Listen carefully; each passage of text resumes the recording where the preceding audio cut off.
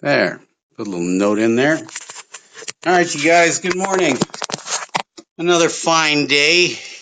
At least it is here in sunny Southern California. I hope you guys are doing well.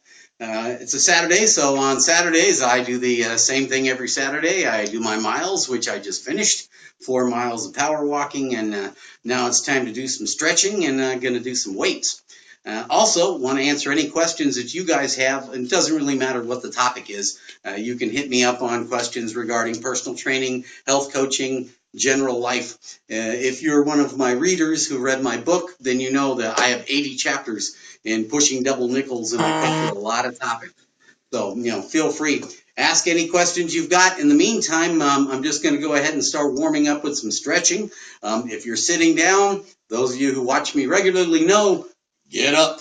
Let's move. The last thing you want to do is to get to where I was not too long ago. I was 110 pounds heavier than I am now, and also a 31-year smoker. So for me, being able to talk to you guys about being healthy and explaining to you that being healthy is simply a balance, and if you're out of balance, then you can get back into balance. And it doesn't matter how old you are. So if you have the desire to make improvements, I don't care if you want to quit smoking, if you want to lose weight, you want to get in better shape. It doesn't really matter what it is you want to do, you can do it. And it doesn't matter how old you are. So if you're 20, 40, 60, even 80 years old, I can help you do things like finally get rid of cigarettes. Believe me, I smoked cigarettes for 31 years. If I can quit, and I haven't had a cigarette since July 15th, 2005. And remember, when I was still a smoker, I was 250 pounds. I was literally obese. My BMI was 38. So I know of what I speak. If you want to get rid of the cigarettes, you can do it. I'm helping people do that for free this year. All you have to do is go over to Personal Training with Brad. The website is Personal Training with Brad. Just sign up, send me a note, and we'll do some Skype sessions and get you set up on a 90-day program so that at the end of 90 days, you will be a former smoker, no longer have cigarettes, have that monkey on your back. In the same vein, if you're one of those people out there who needs to lose weight like I did, I help people with that as well. This year, my rates are a little bit lower than last year, so I'm trying to work with folks as much as I can. You can go to, again, personaltrainingwithbrad.com, personaltrainingwithbrad.com, and sign up. First hour for all my YouNow fans are free. So if you fan me on YouNow, and I will check, you will get an hour's worth of free personal training or health coaching. And if you're a cigarette smoker and you want to quit, I will do that for free. So let me pop in here real quick, see if any of you guys have got any questions for me yet, because I do want to be as responsive as possible. Well, Elena, no, I don't mind you asking at all. Actually, I'm going to be 59 years old here very shortly. When I was, 59, coming up very shortly. That makes me 58 one day. Actually, I gave up smoking in one day. I just looked at a cigarette, it told me it's still a rat poison, so I stopped. Awesome, Evangelos, that is really awesome, seriously, because it's a hard monkey to get off your back. And I can tell you that for a fact. When I was 13, 14 years old, I had my first cigarette. And it was obviously a neighbor, peer pressure, a Cool. I can remember it was a Cool cigarette. And I can remember the feeling that I got from inhaling that nicotine. And every morning was the same feeling. And from when I was 15, a full day smoker at 15 years old, pack a day until I was 46. So 31 years I smoked cigarettes. And the last couple of years before they hit me with type 2 diabetes, that was 2005 when I quit. In 2005, when I got hit with type 2 diabetes, I was 252 pounds. Let me show you the scary picture. And I keep this on purpose. Oh, hang on. Well, are you going to help or not? Well, come here. I've got a small helper over here on my left. Well, come here. Well, come say hi to everybody. They can't see you down there. Let me pick you up. Oh, everybody, this is Zoe. Zoe is my Chiweenie. She's one of 3 dogs that I have. I've been doing small dog rescue for many years. And I have 3 special needs dogs, including this little panic attack artist. Yes, these are really absolutely need us. Human beings need to be much more responsible when it comes to dogs, cats, and all of our domestic animals. Anyhow, this is Zoe. Zoe likes to come in and participate once in a while. I was showing you the scary picture, you guys. This was me in 2005, okay? 252 pounds worth. And at that time, I was a cigarette smoker of almost 31 years. So I went from 252 down to my current 142 over time. It's not something, if you get heavy, it's not something that happens overnight. I can specifically remember the time frame. I was in computer information technology for 25 years. I was information technology training, networking, security. I was head of the Microsoft user group for a while. I was head of the Novell user group nationwide for a while, 2006. But in 2005, which was, many years into my information technology career, I was spending all of my days sitting in the job. I was literally sitting in the office, either sitting in the office working on a computer, or I'm driving in a car to go meet with clients to talk about working on their computers, or to train their staff to work on computers. And then I would go home at night and again, hi to the wife and kids and get back on the computer. And again, I'm sitting there working on the computer anywhere from 10, 12, 14, 16 hours a day. One, because I loved my career in information technology. I absolutely loved it. I had a ball. If you go to my LinkedIn page under Brad Fischel, you'll find it. If you go on my LinkedIn page, you'll see I've got tons and tons of customers and tons of references, and I really liked what I did, and I was good at it. Problem is, sitting on the job all day long and not watching what I was eating. My portion sizes were way out of control. I'd go out at lunch, I'd get a double cheeseburger with fries and onion rings and a chicken sandwich and a shake.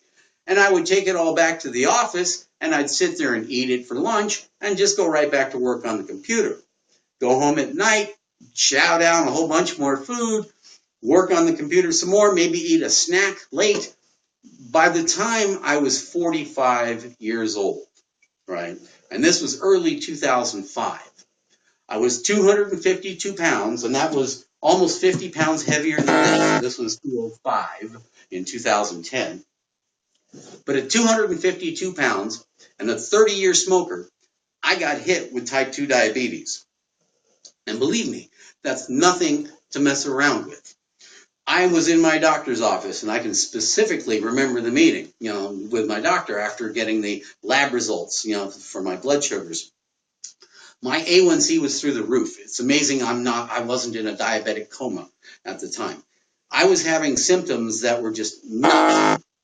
I could not drink enough. No matter what I drank, water, juice, soda, it didn't matter what I drank. I couldn't drink enough. I was constantly thirsty. I mean, for those of us who partake, if you know cotton mouth, permanent cotton mouth. Horrible. And of course, the more you drink, the more you go to the bathroom. All right, so I'm running fluid through me constantly. My vision got better. How's that for strange? But the pressure, because of the blood sugars going on in the and the glucose levels that causes eventually retinal neuropathy. The same with diabetic neuropathy in your toes and fingers. And doctor told me at 252 pounds and still smoking cigarettes, you need to make some changes. Or you can start picking toes and fingers that you don't like, because eventually they're going to come off. And you'll lose your eyesight, and eventually you lose your life. So of the 330 million Americans, there's about 330 million of us right now, 30 million of us have been already diagnosed with type 2 diabetes. That includes me. So 30 million Americans, we already know we have this disease. I'm taking 2 different medications a day to control my diabetes, metformin and Oxycontin that I take. But Out of 330 million Americans, 30 million have type 2 diabetes. They're already diagnosed. We know it. 84 million Americans, let me say that number again just to really scare you. 84 million Americans are pre-diabetic. That means you're right on the line. Good news and bad news. Bad news is if you don't do anything about it, and I wasn't even aware I was pre-diabetic in 2003, 2004. By the time the symptoms hitting me, I was full-blown diabetic. But bad news is if you don't do anything about it, you'll become full-blown diabetic. The good news as a pre-diabetic is you can get the freak off that list. Seriously. And I tell my clients this all the time, especially the ones who, like me, I got adult onset diabetes pushed by my obesity level. My BMI was 38 when I was 252 pounds. I was not processing blood sugars properly. My pancreas is now half dead because of what I did to it. But as a pre-diabetic, especially the younger you are or the less damage you have done to your pancreas already, you can get off that list. You could get off that list permanently. I mean, 1 in 4 Americans is currently pre-diabetic. That's a scary number, guys. But then again, an even scarier number, 2 out of 3 Americans are either overweight or obese right now. And for the second year in a row, lifespans have shortened. Let me repeat that. Modern technology, modern medicine, everything that we know how to control the human body, all of the things that we're improving in medicine and genetics. I mean, the leaps and bounds that we are making in medicine are absolutely incredible. At the same time, we're going backwards. And this has been happening for a long time. This has been happening for 50 years now. And it's all because, one, processed foods. I guarantee you go look at any package in your pantry, and I challenge you to do this. You go pull any package out of your pantry and look at the ingredients on it. And I ain't joking here. If you don't know how to read food labels, I'll teach you. I do classes on food labels. I'll do presentations on food labels. Understanding what you're putting in your body is extremely important. Yes, what you eat is important, but portion size is going to make the difference between whether you're losing weight or gaining weight. And I'll talk about that in just a minute. But understanding and reading label is extremely important. Packaged processed foods. You will find more saturated fat in there than is absolutely necessary. Why? Because of one of the key ingredients that have been used in the industry for, it's going on decades now, and it's getting worse. Palm oil, palm kernel oil. There's 100 different names they call it under. Go Google it, all the names for palm oil or palm kernel oil. Go look at your margarine. It's mostly palm kernel oil. And palm kernel oil is 84% saturated fat. That's the stuff that builds up in the arteriosclerosis in your arteries in your heart and builds plaque in your brain and causes the leading cause of death in America still is coronary arterial disease, CAD. So one of the most preventable things, disease-wise, right, is still the leading causes of death in America. Why? Because 1, we are eating too much. Take it from somebody who knows. 2, we're being too sedentary. We're not moving so much. Too much stuff is being done for us now. See if there's any more questions I can answer. Thank you, Elena. I don't mind telling anybody how old I am at all, really. I don't have diabetes, but the best way is to drink fig tree leaf tea. Well, Evangelos, if that works for you and all of your numbers are with your doctor are good. In other words, if your doctor says your BMI is good, your blood pressure is good, your A1C is good, your cholesterol is good, your resting heart rate is good, if all of your numbers, you and your doctor are happy with your health numbers, then I say go for it. See, my job as a health coach and personal trainer is to get somebody to where their numbers are agreeable with their doctors. Them and their doctors are very happy with all of their numbers. So, let me see. I mean, you have come to our fight animal rights. I'm definitely animal rights activist. There is no doubt about that. Anybody ever wants to guest with me, you have the ability to do so. Just say so. Looking for any questions, you guys. Hit me up. Come on, hit me up, hit me up. I was fat once too, but sadly chose the easy way out and stopped eating and working out. Well, Elena is actually a pretty easy formula. And let's talk about this. Fan me up, you guys, if you haven't already. I tell all of my clients the exact same thing, you guys. Being healthy is a fairly simple formula. You want to be a healthy person. It's 75% diet, 25% exercise. It's a fairly simple formula to figure out, right? 75% of the effort that you put into being healthy is what you eat, and 25% is getting off your butt and doing some kind of cardio exercise to double your resting heart rate at least 5 times a week for 30 minutes. That's if you're already in shape, okay? So if you're already in shape, 150 minutes a week is fine. If you're out of shape, or if you're like me, over 50, you need double that. 60 minutes 5 times a week. 300 minutes a week of some kind of cardio exercise that gets you off your butt and get your heart going. Now, and that's the important thing. You have to find something you like, or you're not going to stick to it. You know, take it from me. When I was 252 pounds, the last thing that I wanted to do was to walk into some health club and have some, nothing personal, millennial come up to me all buff and go, "Can I help you?" Yeah, that just wasn't happening. So for me, and understanding what it's like to be in that position, I am very empathetic. I have a lot of empathy for my clients who are in that position right now. I Skype with my clients, so they never even have to leave their house to get counseling on weight loss and getting in shape and getting their diabetes under control, understanding how to read nutrition labels. And remember, what you eat is important, of course. Anything that you put in your body is going to make a difference in your health. But first and foremost, it's the quantity that you've got to get under control, right? Which is why I want to talk about negative energy balance versus positive energy balance. Before I do, let me see if anyone else has a question I can answer. Seriously, you guys, I get paid $35 an hour for this. So if you have any questions on anything, hit me. 57, very organically. Awesome! Fellow baby boomer. Yay, boomers! Anyhow, anybody else has any questions, hit me up, comments. I love to hear them. So, what's a negative energy balance versus a positive energy balance? What is going to make the difference in whether or not you're gaining weight or losing weight on a daily basis? Let's take a 200-pound person. Let's say that 200-pound person is in shape. Okay, they don't need to lose weight, they don't need to gain weight.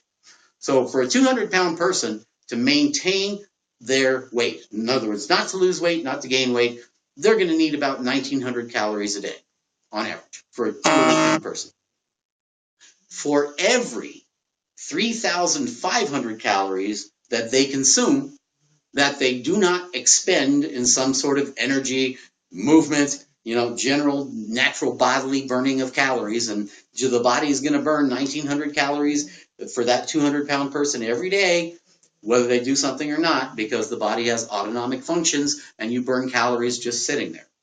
But for every 3,500 calories additional, that turns into 1 pound of fat. Let me say that again. Every 3,500 calories that you stuff in your face, whether it's a burger or fries, it doesn't matter what, I don't care if it's even health food. If you're eating 3,500 calories more than you're burning off, than you're expending, you're going to gain a pound of fat. So, let's say you're putting on 3,500 calories additional once a week. That's a pound a week. That's 52 pounds in a year. Now, I know how easy that is to do.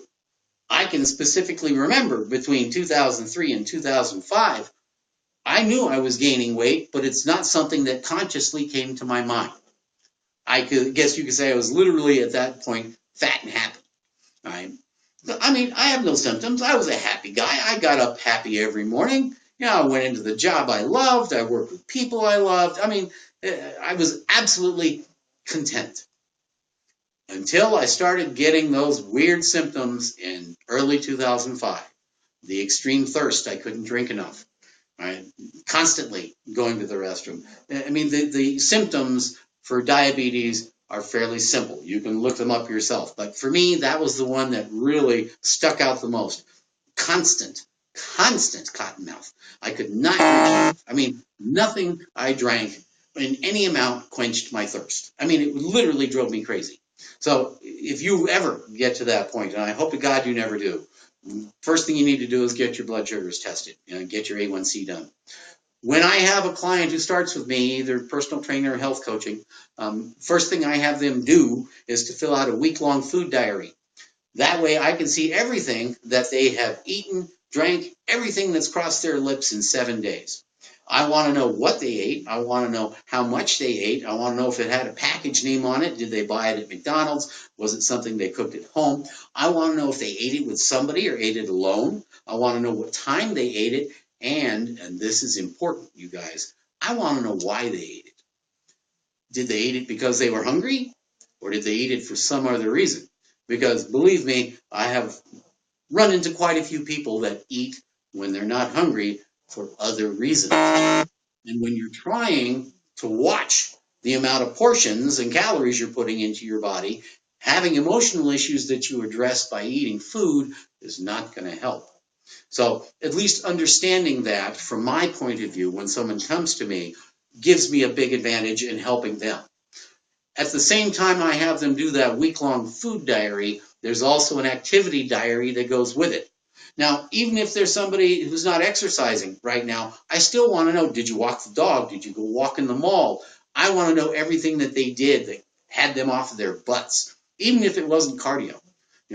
I want to know everything they did activity-wise to give me some idea as to how we're going to work on getting them to a negative energy balance from a positive energy balance.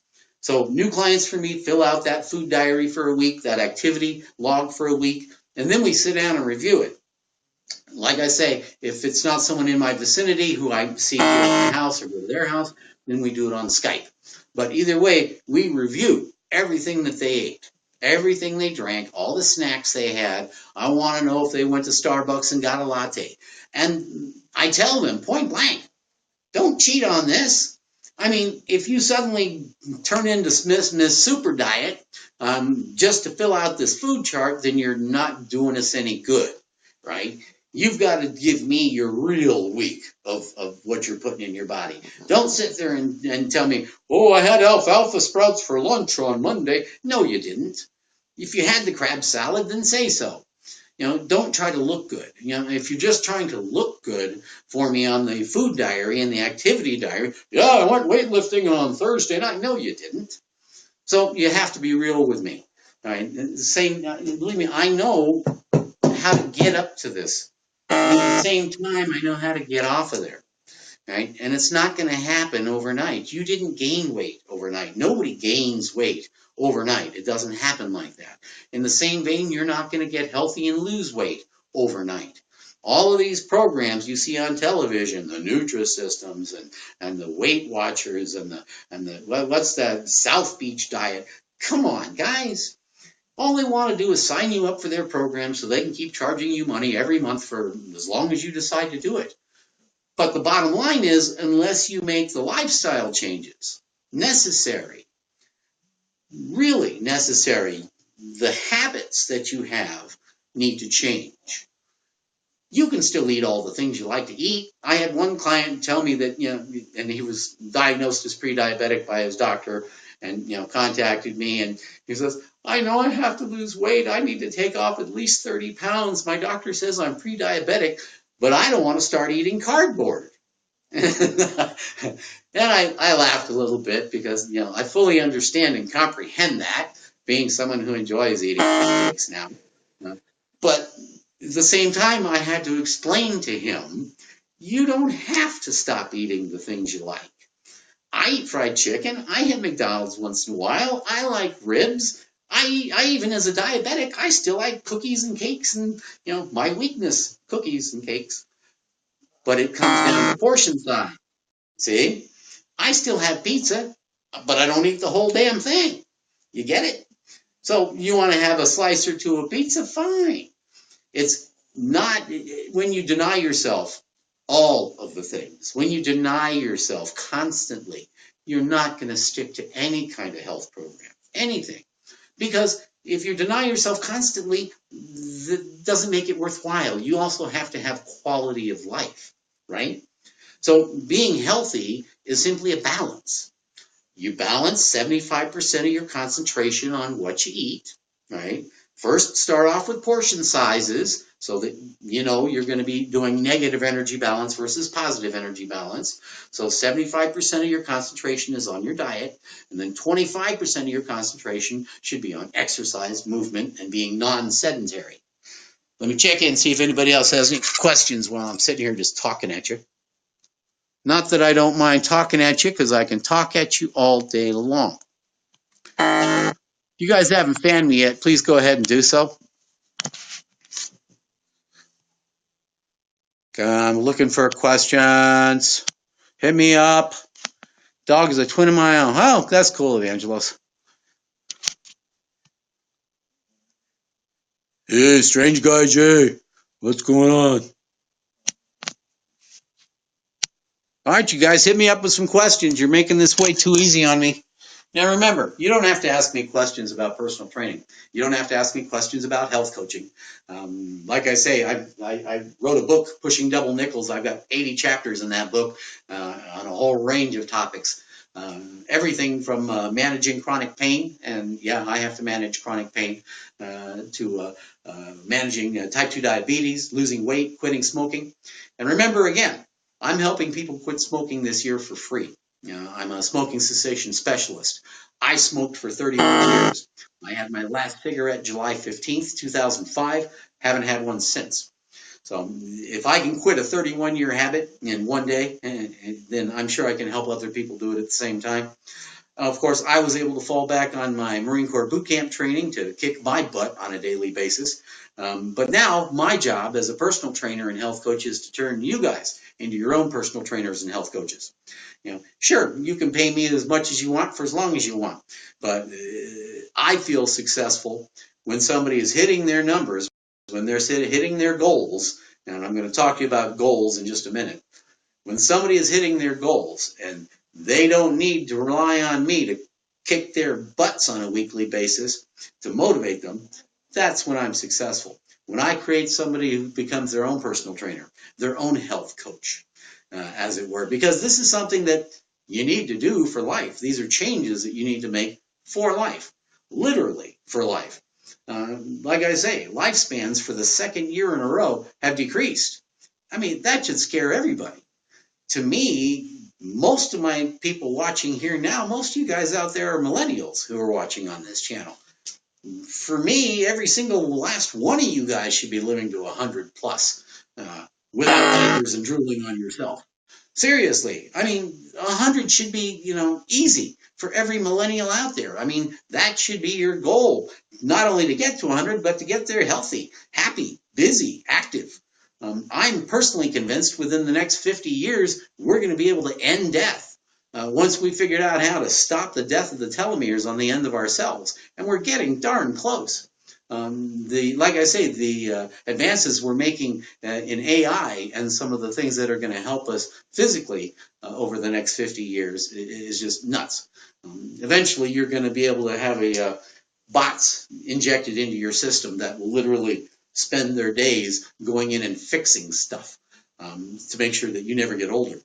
It's going to happen. It's coming. But in the meantime, we need to start taking better care of ourselves as a society. I mean, America, 330 million Americans, over 200 million of us are either overweight or obese. This was me overweight. The 252-pound picture was me obese.